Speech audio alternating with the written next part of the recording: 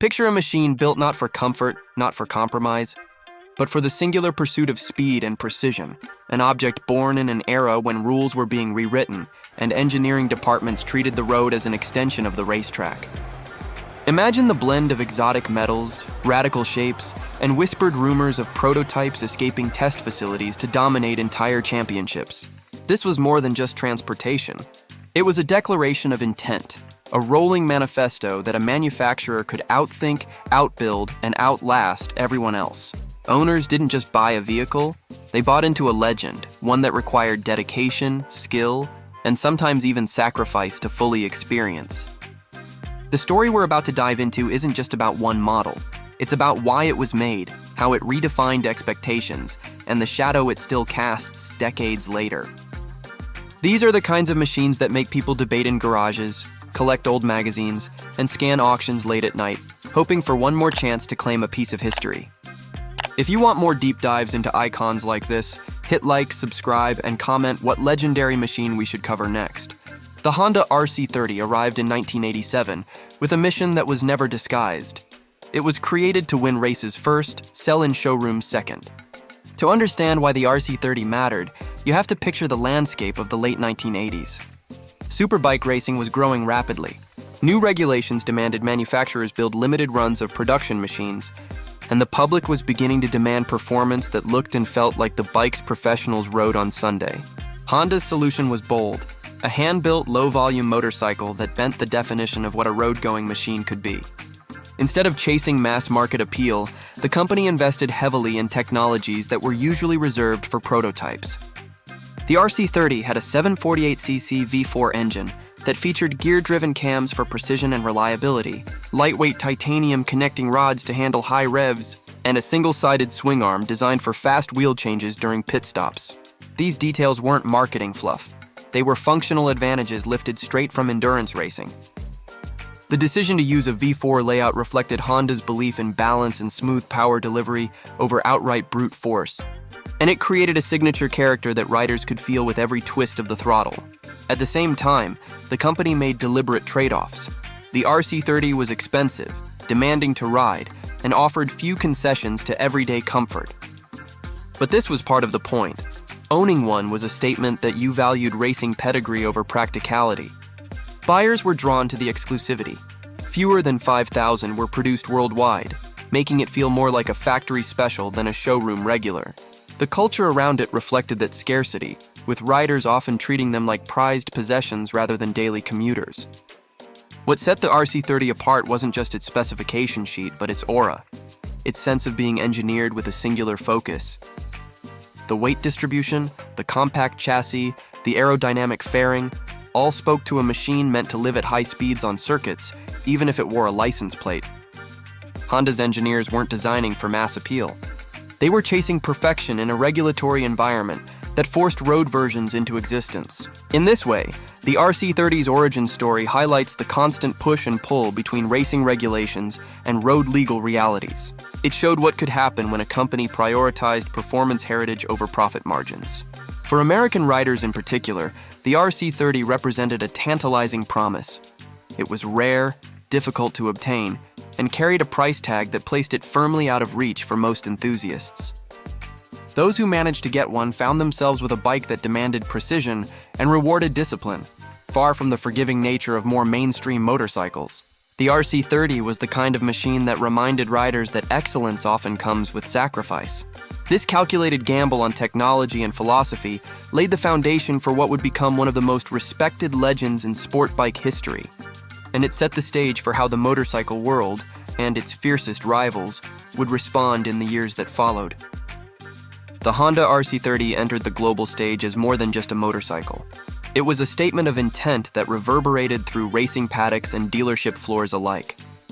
From the moment it arrived, critics and enthusiasts alike recognized it as something extraordinary, and the market reception reflected that. Its limited numbers and premium pricing made it an instant halo product, designed less to flood roads and more to project prestige. For racers, it became a weapon. For collectors, it was an object of obsession. In the US, however, the RC30 faced unique challenges. Import rules, high costs, and limited allocations meant only a small fraction ever made it stateside, creating a mystique that only amplified demand. Those who managed to secure one often treated it less like transportation and more like fine art, aware that they were holding a piece of cutting-edge engineering few others could touch. On the track, the RC30 proved its worth almost immediately. It dominated in endurance racing, where its reliability and precision-engineered components gave it an advantage over rivals. In World Superbike, it set the tone for what homologation specials could achieve, winning championships and establishing Honda as a force in a new category of motorsport. Rivals scrambled to respond, producing their own interpretations of race-bred road bikes, but the RC30 had already raised the bar. What made it so captivating was not just that it won, but how it won, with a smoothness, balance, and consistency that reflected the philosophy behind its design.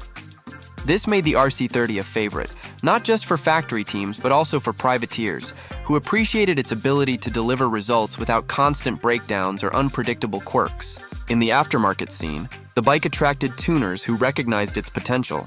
While the RC30 was already advanced, small modifications could unlock even sharper performance, and this fueled a subculture of owners striving to push the platform further. Yet the exclusivity meant not everyone could play in this arena, reinforcing the aura of the bike as a rarefied tool. Regulations also played a role in shaping its legacy. By requiring manufacturers to build road-legal versions of their race machines, racing authorities inadvertently gave enthusiasts access to hardware that otherwise would have remained locked in factory garages. The RC30 epitomized this dynamic, offering technology and construction quality that was unprecedented for something sold to the public. For American fans, seeing one up close, let alone riding it, was often a dream, and that scarcity cemented its mythical status. At the same time, the RC30 represented a turning point in how motorcycles were marketed. No longer was it enough to boast about speed or displacement. Now the conversation included engineering lineage, racing DNA, and exclusivity. Buyers weren't just purchasing horsepower. They were buying into a story of dominance and innovation. This shift influenced how future superbikes were positioned in showrooms, with manufacturers recognizing that enthusiasts wanted authenticity, not just numbers on a spec sheet. The RC30's impact rippled far beyond its production run, shaping both the marketplace and the expectations of what a true superbike could be. This mix of racing glory, cultural cachet, and limited availability created a phenomenon that still echoes today. And it set the foundation for how the RC30's long-term legacy would be judged in the decades that followed. The Honda RC30's true measure can be found not just in what it achieved during its production years, but in how it shaped the decades that followed. When enthusiasts speak of the RC30 today, they don't just recall a motorcycle. They recall a benchmark that redefined what a road-legal superbike could be. Its influence is visible in every subsequent generation of race replicas, where manufacturers took cues from its hand-built quality, use of exotic materials, and refusal to compromise on its racing-first philosophy. By naming it the RC30, Honda created not just a model but a lineage that would echo in future projects, inspiring both engineers and riders to expect more from the machines beneath them. The legacy of the RC30 is particularly clear in how it bridged the gap between track dominance and collector status. While many superbikes fade once regulations change or newer models surpass them, the RC30 has only grown in stature, its rarity and craftsmanship ensuring it remains an aspirational piece for enthusiasts. Collectors today pay premiums not only for pristine examples, but even for well-ridden bikes, knowing the story attached to them carries as much value as their condition. For riders, the RC30 continues to offer lessons. Its balance and precision remind us that speed without control is fleeting, while its limited availability underscores the idea that exclusivity can fuel desire just as much as raw performance. The motorcycle market has since moved toward electronics, rider aids, and mass-produced superbikes with stratospheric horsepower. Yet the RC30's allure endures because it represents a purer era, one where winning on Sunday was directly tied to what could be built for Monday. For American enthusiasts, the RC30 remains a kind of holy grail. Its limited imports made it a unicorn from the start, and its cultural presence in magazines, documentaries, and racing lore ensured that even those who never saw one in person knew its reputation. Owning an RC30 today is less about outright performance and more about possessing a piece of living history. A reminder that motorcycle design can be an art form when freed from commercial constraints. More broadly, the RC30 proved that homologation specials could resonate far beyond the track. Its success showed manufacturers that building a low-volume, high-cost masterpiece could enhance brand prestige, attract global attention, and inspire decades of loyalty. That lesson has carried forward, influencing not just future Honda models, but the entire philosophy behind limited production superbikes from multiple manufacturers. In that sense, the RC30 is not just a motorcycle frozen in time. It is a blueprint that continues to inform how performance machines are built, marketed, and celebrated. Its story reminds us that true legends aren't measured only by lap times or horsepower figures, but by the shadow they cast long after the checkered flag has fallen. The RC30 may have been born in the late 1980s, but its impact still shapes the way enthusiasts dream about and desire motorcycles today, closing the loop on why this machine has earned its permanent place in history. The Honda RC30 remains one of the most significant motorcycles of its era, not only because of what it accomplished on track, but because of the way it redefined expectations for performance machines. For American enthusiasts, the RC30 was always more than just another superbike. It was a symbol of exclusivity, engineering ambition, and racing DNA delivered in a form that very few could ever own. That scarcity continues to define its legacy today. With fewer than 5,000 units produced worldwide and only a small number officially imported into the US, every example that surfaces carries immense value.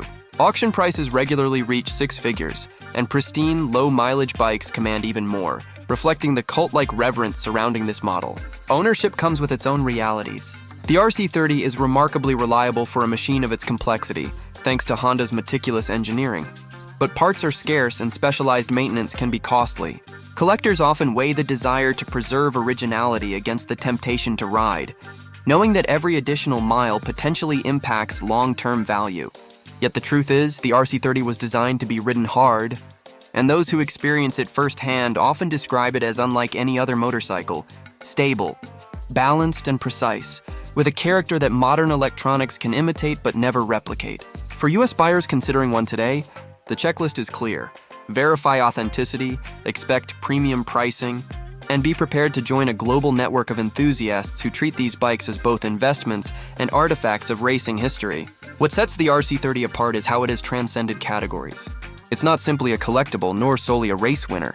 It's a motorcycle that tells a story about a time when regulations, engineering bravado, and ambition collided to produce something truly extraordinary. Even in today's world of 200 horsepower superbikes and advanced rider aids, the RC30 holds its own as a touchstone of purity and purpose. Its legacy teaches us that great machines aren't just about numbers. They're about intent, execution, and the ability to leave an imprint on generations of riders.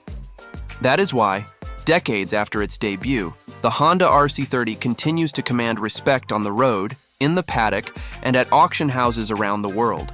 When you strip away the hype, what remains is simple: a motorcycle that proved excellence doesn't fade with time.